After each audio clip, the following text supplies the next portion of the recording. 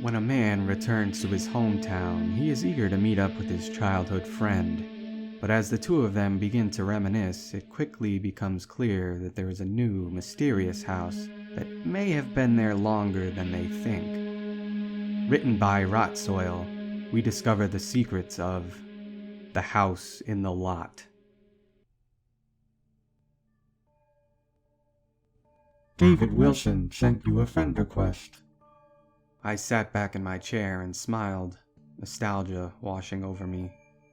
David was one of my best friends when I was a kid, but I hadn't seen him in almost 20 years. I accepted the request and shot him a message. "Hey man, haven't seen you in a while, how's it going?" The last time I'd seen David was the last time I had been in Montgomery. In fact, I'd been playing with David and our other friends mere hours before my mom grabbed my arm, dragged me to the car, and drove off, despite my protesting. It took me a couple years to understand what really happened, but here I was all these years later. "Hey Mark, how's it been? Are you back in Montgomery? Man, I can't remember the last time I saw you."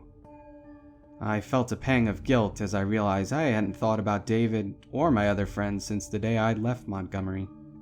Somehow, I'd completely forgotten all about them. But I guess that's normal, right? As you get older, memories from your childhood get fuzzier and harder to remember. "Yeah, I'm not staying long. I'm just here to clean out my dad's house. Do you still live here? Maybe we can catch up before I have to head back." David's reply came almost immediately. "I'm sorry to hear about your dad. I couldn't believe it when I heard it. I'm so sorry for your loss. I live just outside of town now. I'm actually at Joe's bar right now. You know, where our parents used to go every Friday night. I go for wing night now. It's good to get out of the house every once in a while." I glanced at the room around me. It used to be my father's study, but now it was just a room filled with boxes piled to the ceiling. It could wait a few hours, right? "Sure, I think I remember where Joe's is. I'll head over in a few." It was a short drive to Joe's, but so much had changed since the last time I'd been here. My brain was struggling to latch on to anything that looked familiar. The old bent tree in Mr. Albertson's yard was still there. Was he still alive? He was ancient even when I was a kid. But where the old movie theater had been now stood a brand new apartment building. After a couple of wrong turns, I finally pulled into Joe's. In hindsight, I probably should have used Google Maps. The parking lot was still just an empty dirt lot, just like I remembered. The door still creaked the same too. I expected everyone to look up and stare at me like in the movies, but no one even seemed to notice as I entered. I scanned the dimly lit bar, searching for any familiar face I could find. Far in the back, a man about my age gave a small smile and a wave. I grabbed a beer from the bar and headed back to greet him. "Hey Mark," David said. "Wow, you look just the same." "Yeah, you too," I said, sitting down. That was a lie.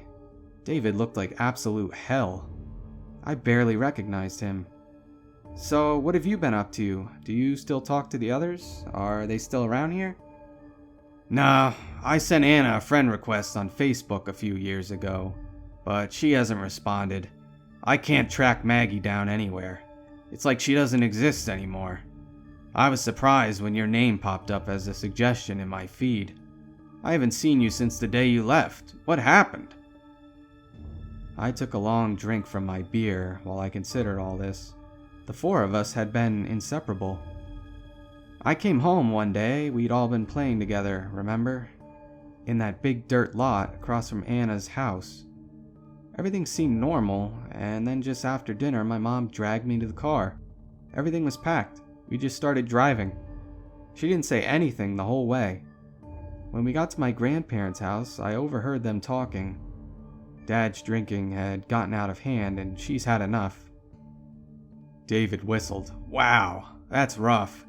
I figured something like that had happened, but it's still pretty hard to hear." Well, I guess you know the rest," I said, sitting back in my chair. "I never heard from my dad again." "Yeah, it was pretty rough on him. I don't think I ever saw him sober. He didn't really talk to anyone after you guys left either. They only found him because the mailbox got too full." There was an awkward pause, and neither of us knew what to talk about. It was weird. David knew this super personal thing about me now, and we had all this history from when we were kids, but the normal catch-up talk didn't seem up to par. So, I was grateful when David broke the silence. "This might sound weird, but I've been trying to track everyone down. I keep remembering something weird, but I'm not sure if it really happened or not. You know the dirt lot at Anna's house?" "Yeah," I nodded and took another swig of beer. I wasn't sure where this was going. "Do you remember anything weird happening there?" "Weird like what?" Like, did we ever find anything weird there?" David was starting to sound crazy. "Anything weird? What are you talking about? We used to play soccer and tag and stuff there. It's not like we ever went digging there, did we? I'll be honest, I don't really remember much from back then. I mean, it was 20 years ago." Yeah, I totally understand. We weren't allowed to dig there, remember? Your mom flipped that time you came home covered in dirt, and then she called my mom, and the two of them tag-teamed Anna's mom for letting us play there." "Yeah," I chuckled. It was starting to come back to me now. "Hey, you remember the time we all got sunburnt because we didn't want to put sunscreen on?" "Yeah, we were lobster red for the first week of school, and everyone made fun of us." David laughed. There was another long pause while we both took a minute to reflect on our childhood. "Well, it's getting late. I gotta get back home," David said, standing up. "Already? We haven't even been in here an hour," I frowned. "Yeah, I'm kind of a shut-in now. I don't like to leave the house for long, but I try to make myself go out for a bit every day." I wouldn't have believed him, but David actually looked kind of embarrassed about it. We said our goodbyes and left.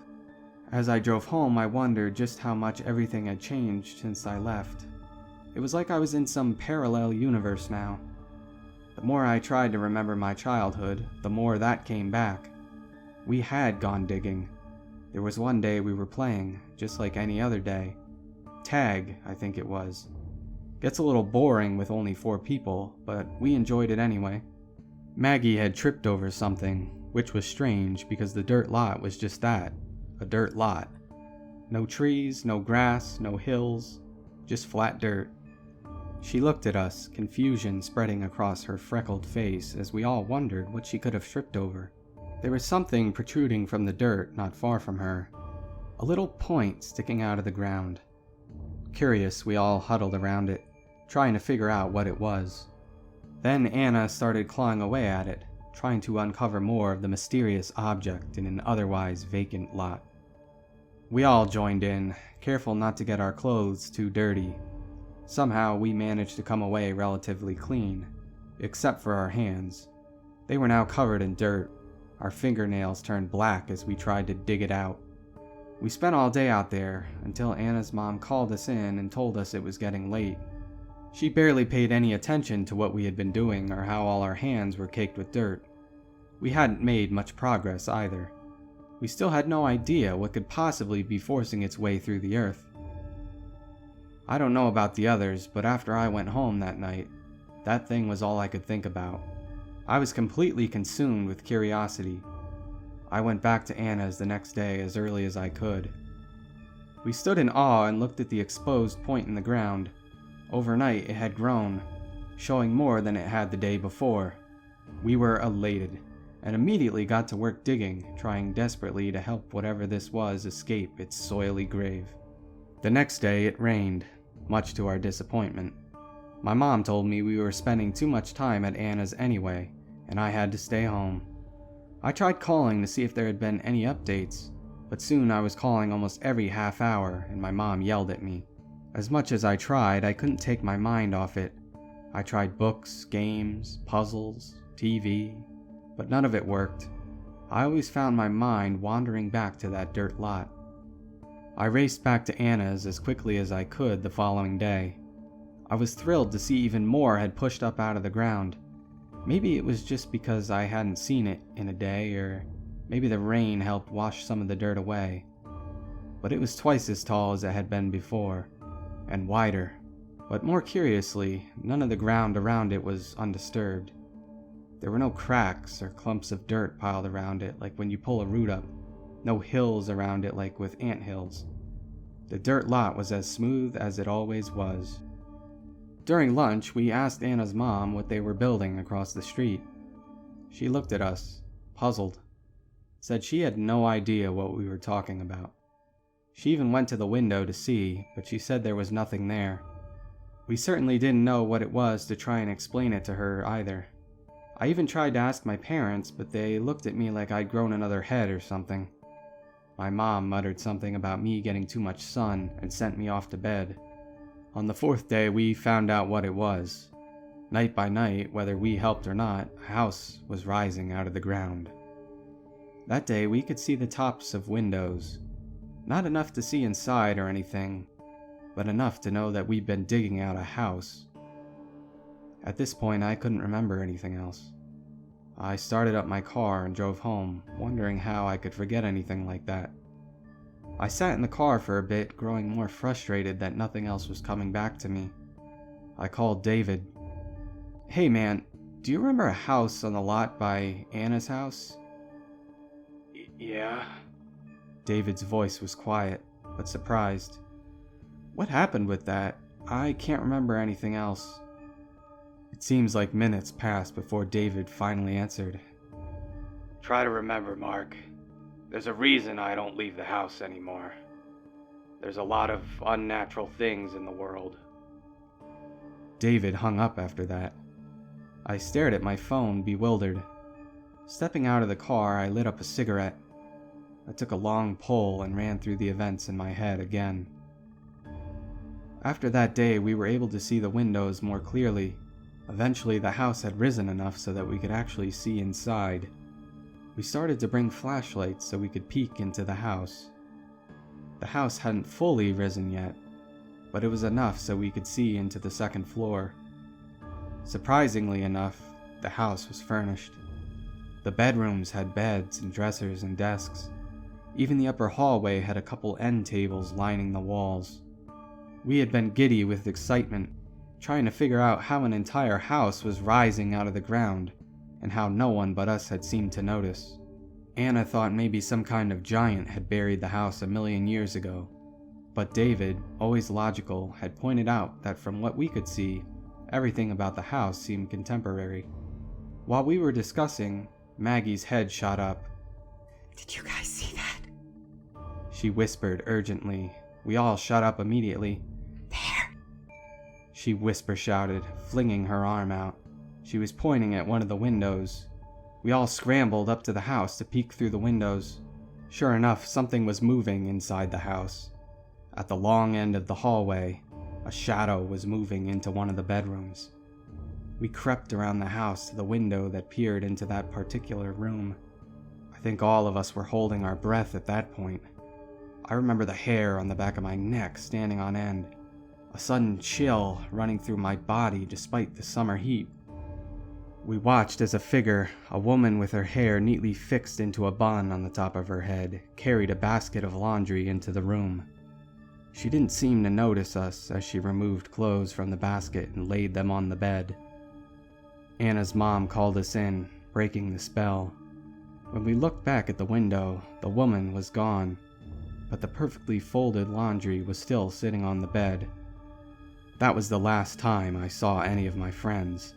That was the day my mom packed me into the car and took me to my grandparents' house. A strange feeling came over me. I felt unsettled as I realized that was the last time I had seen Anna or Maggie. It was the middle of the night, but I felt a nagging feeling that I should head over to Anna's house and see what had become of that lot, if the house was still even there. It was a long shot.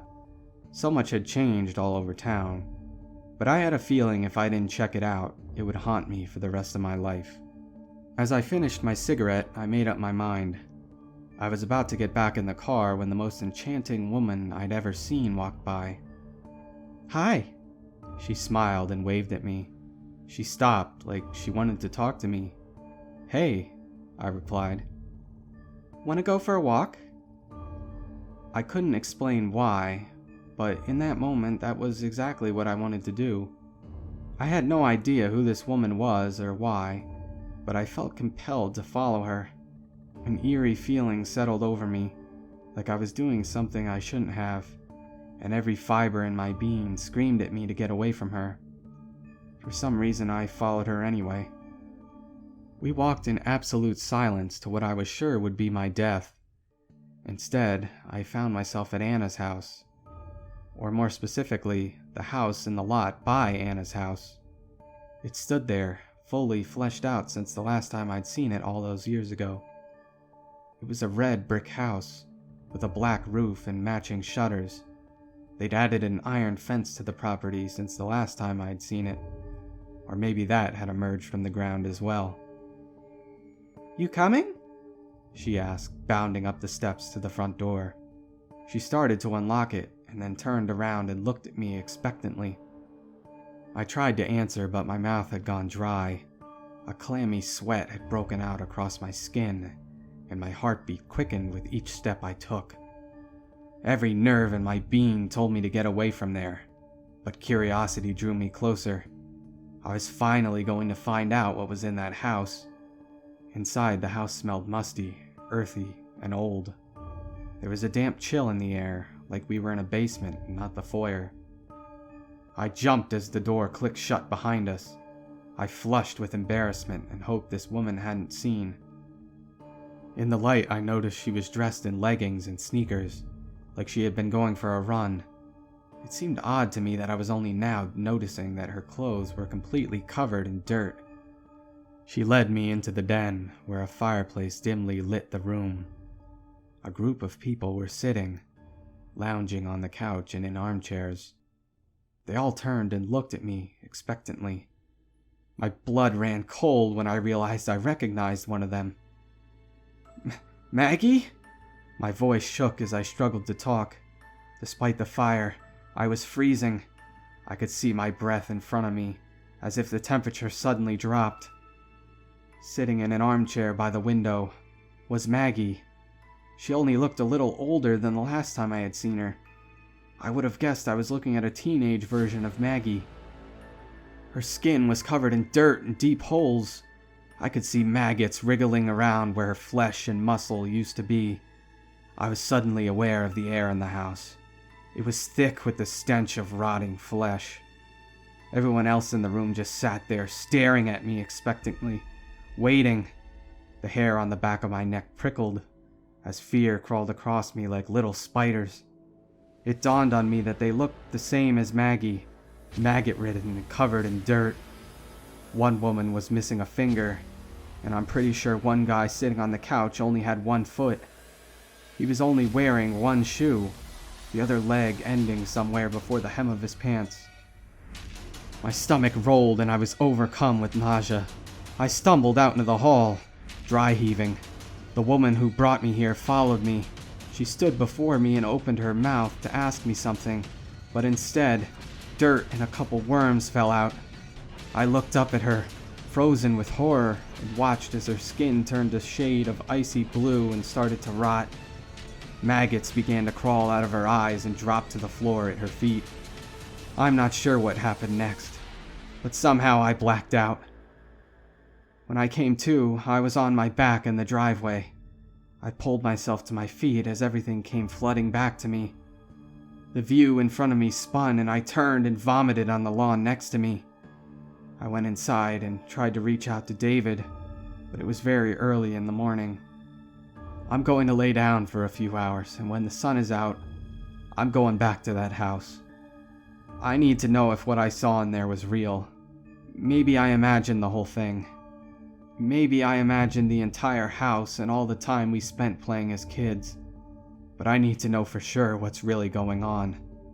Nothing bad can hurt you when the sun is out, right?